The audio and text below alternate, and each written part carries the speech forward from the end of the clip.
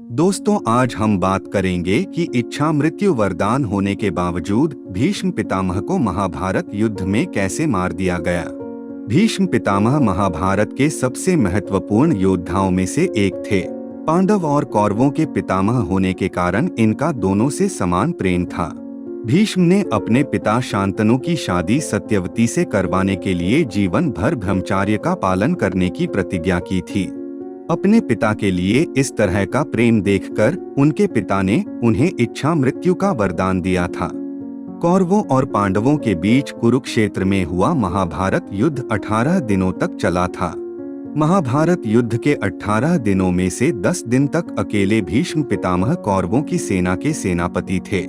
बूढ़े होते हुए भी युद्ध में उन्होंने ऐसी बहादुरी दिखाई कि शस्त्र न उठाने की प्रतिज्ञा करने वाले स्वयं भगवान श्री कृष्ण को भी अर्जुन की रक्षा के लिए भीष्म के मुकाबले में खड़ा होना पड़ा।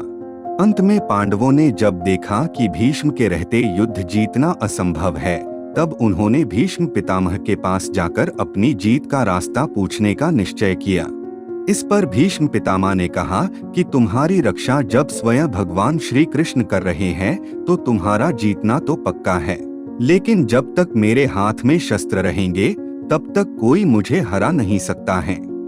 इसलिए अगर कल रणभूमि में शिखंडी मेरे सामने आती है तभी मैं अपने शस्त्रों का त्याग कर दूंगा, न कि शिखंडी पर प्रहार करूंगा।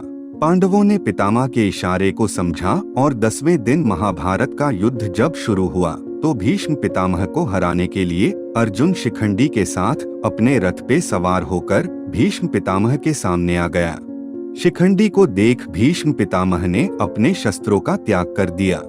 अर्जुन ने शिखंडी को ढाल बनाकर भीष्म पर तीरों की वर्षा कर दी और भीष्म को पराजित कर दिया। अर्जुन के बाणों से छलनी भीष्म पितामह बाणों के बिस्तर पर आ गए। बाणों के बिस्तर पर आने के बाद भी भीष्म पितामह खुश थे, क्योंकि उन्हें पता था कि कौरवों का साथ देकर उनसे अधर्म हुआ है। इच्छा मृत्यु वरदान होने के बावजूद पितामह ने अपने प्राणों को नहीं त्यागा, बल्कि 8 दिनों तक बिना कुछ खाए पिए युद्ध के अंत का इंतजार किया।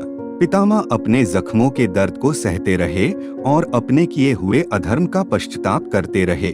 अंत में पांडवों की जीत के बाद जब उन्हें पता चल गया कि अधर्म की हार हो चुकी है, तब सभी को आखिरी प्रणाम करके पितामह ने अपने प्राण त्याग दिए।